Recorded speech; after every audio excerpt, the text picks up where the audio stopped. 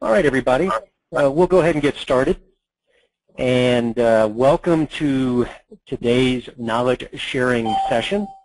Lance and I will be discussing some basic development techniques.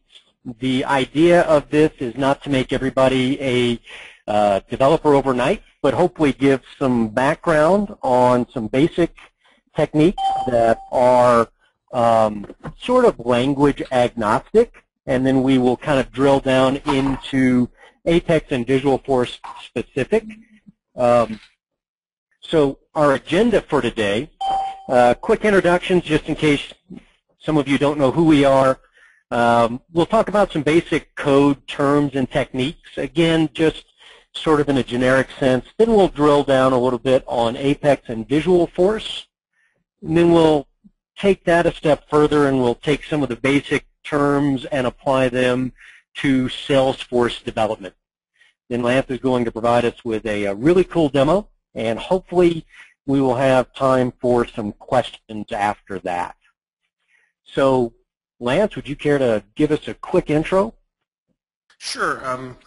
I've been doing Salesforce, and I guess it's an intro to me. I've been doing Salesforce since about 2008. You see the Regis University logo up there. That's where I went to school. A long time before that. I won't say when. I became a Salesforce certified administrator. Was the first certification I took. If you go out and get a certified administrator and development interests you at all, quickly after you get your administrator, go out and get your developer, because the similarities between the two tests are more than the differences. I would say it's about 80 to 85% similar. So just as a heads up. And then I got my Service Cloud consultant as well.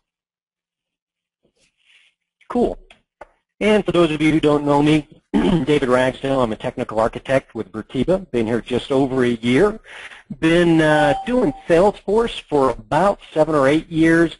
Been developing in various software languages for 25 plus years. And yes, I am an Auburn grad, and I did fly that helicopter. So jumping quickly into our topic, because I want to make sure we have enough time for the demo. When we're talking about basic coding and terminology, these days it's all object-oriented. It used to be linear, where you go from line 1 to line 2 to line 3 and you step through the code. Nowadays, we kind of turned that on our ear, and it's been better part of a decade, over a decade, but instead of linear programming, we now have the concept of object-oriented program, where we're really just talking about concepts and things and packets of code. We call those objects. And Salesforce has an example of that in the fact that all of their basic Oracle tables they call objects. For example, the account table, in most people speak, would be an account object. We have an opportunity object. So again, we're packaging this up in terms of an object-oriented principle, and so that we can kind of refer to it in the abstract. So objects, I used a database, an example, but objects have fields and procedures, but those fields could also be called variables. It's just a way to quantify data and quantify code that has run. And we put all that together and we wrap that up in something that we call a method. And then those methods are usually wrapped in something we call a class. And so we have these objects, these methods, if you will, or these database tables that interact with one another to create an application or a program. And that could be something that is run through a browser, like Salesforce, or something that is run as an executable on the desktop. That's a program, but it's really made up of these various objects, these packets of code that are classes and methods. So these objects, the basic thing that an object has, or the three things that an object has, it can receive messages from other objects. So in other words, data can be transmitted to an object. It can process data, and then it can send a message to another object. And that is normally in the form of more data. So we receive data in, we process it, we push data out. So using this concept, we can kind of look at these objects in the abstract, this code in the abstract, as an independent machine. And we break those up using distinct roles and responsibilities. So we're able to classify our code, segment our code, make it a little bit easier to read, but it also means that we have object A, B, and C, and instead of having to go from line 1 of code to line 2 of code, we can go from object A to C or C to B or any combination thereof. So we are no longer constrained by just moving through code one line at a time. Going back to the method, oh, yeah, go ahead. I just want to I don't know if everybody understands, but this is just a quick example. If you wanted to add 2 and 2 together, two numbers together, you may call a method on a math class. You have a class that has all your math stuff in it. Each method, and one of the methods might be add, and you would pass it 2 numbers, and it would return the 2 numbers added together, like that. Right, and hopefully we'll be able to demonstrate that a little bit later. So again, a method, consider those actions, and they can contain code that can be called by other objects. So again, we could have this method that basically adds numbers together.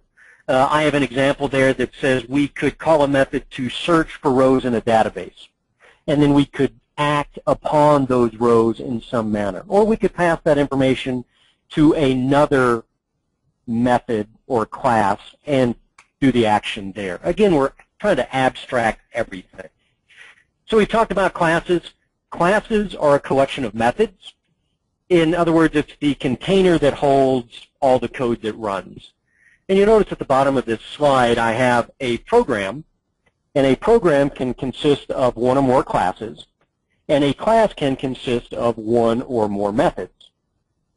So again, we're breaking it up. So we could have a utility class. We could have a math class. We could have a call-out class that calls to a totally different system.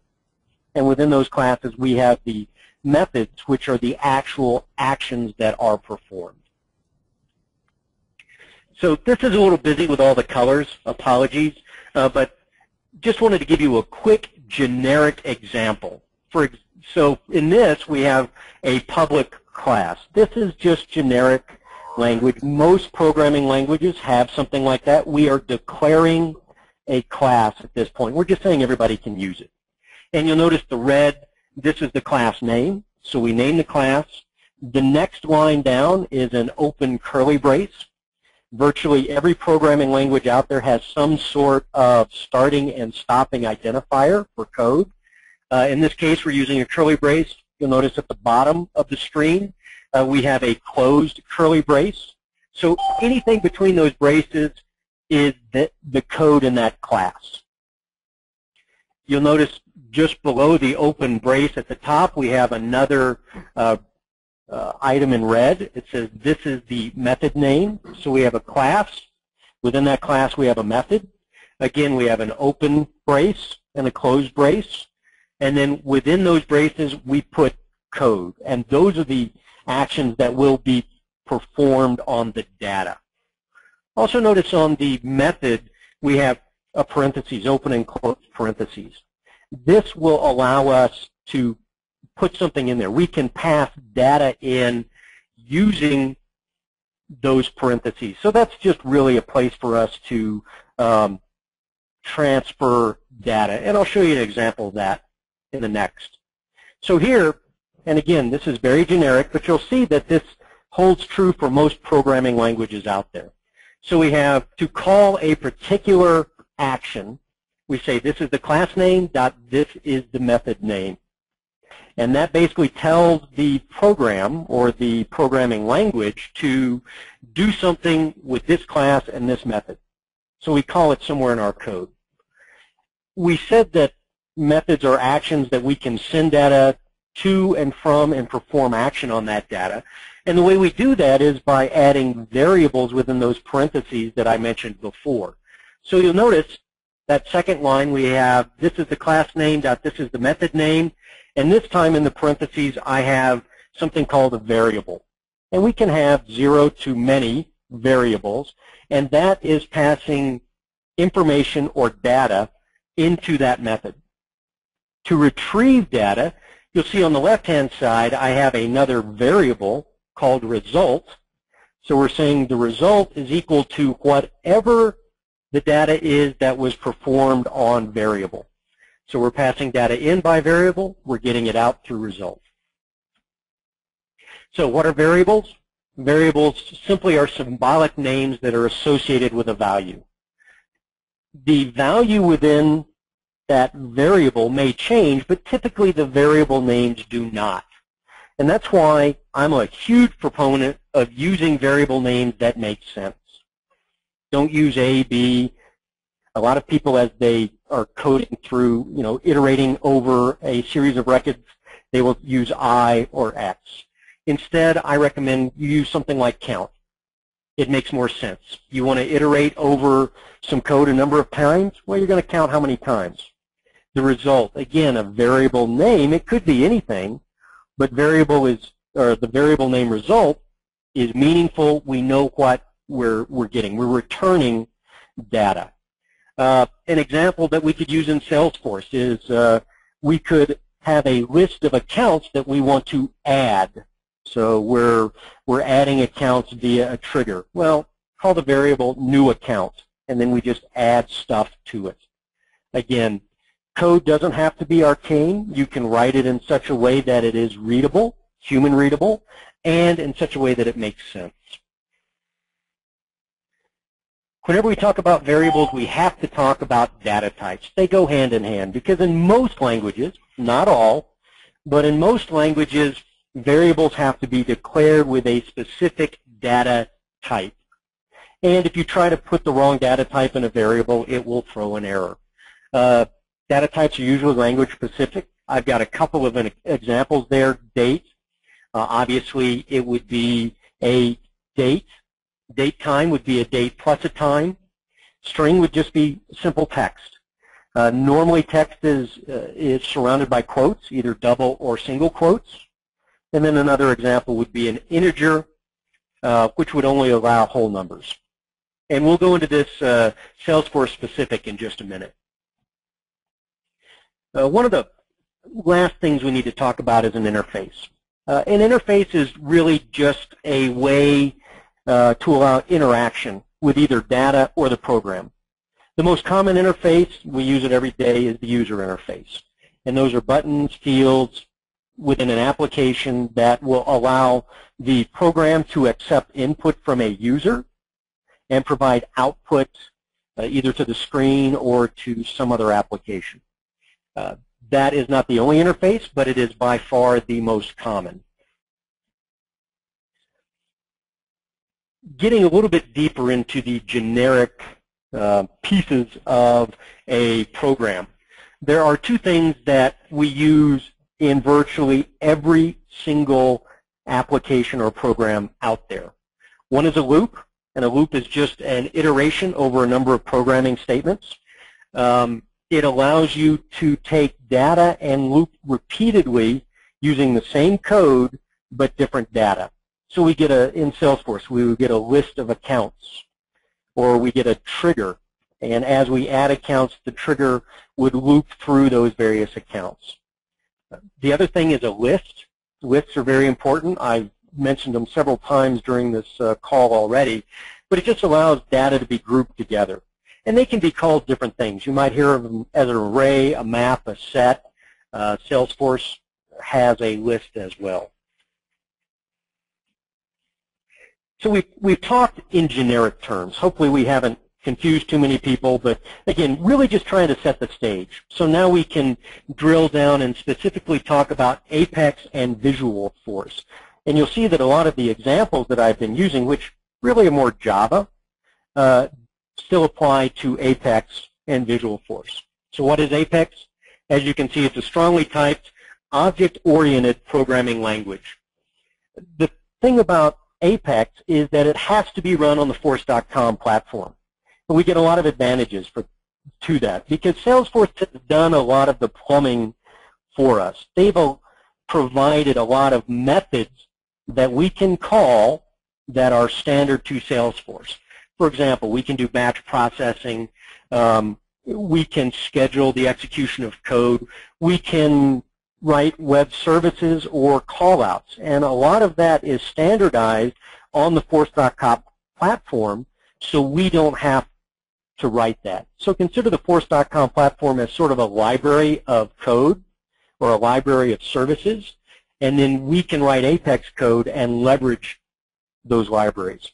And the final bullet, as I've said, is Apex is similar to Java, but it is not identical, and it's just different enough to confuse you if you're a Java developer.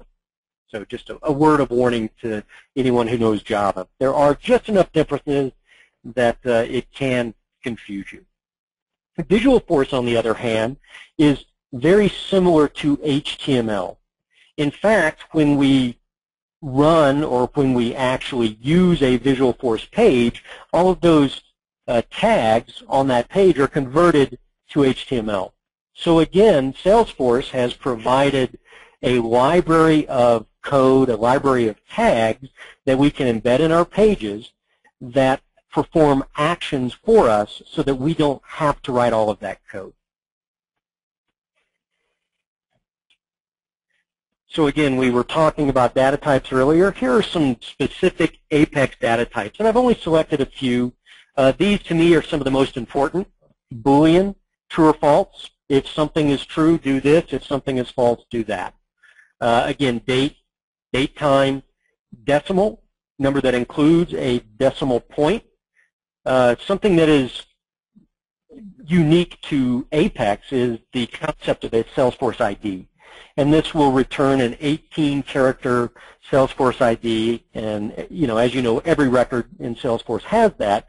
So that particular data type is very important, or else we wouldn't be able to really find much of anything in Salesforce.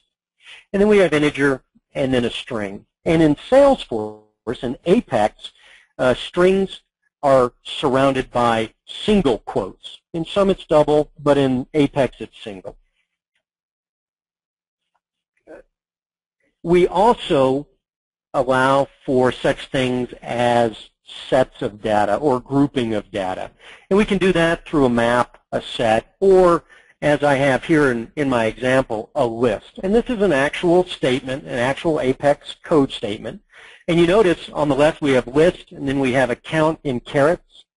We're just saying that we're going to create a list of accounts. We name that list update accounts.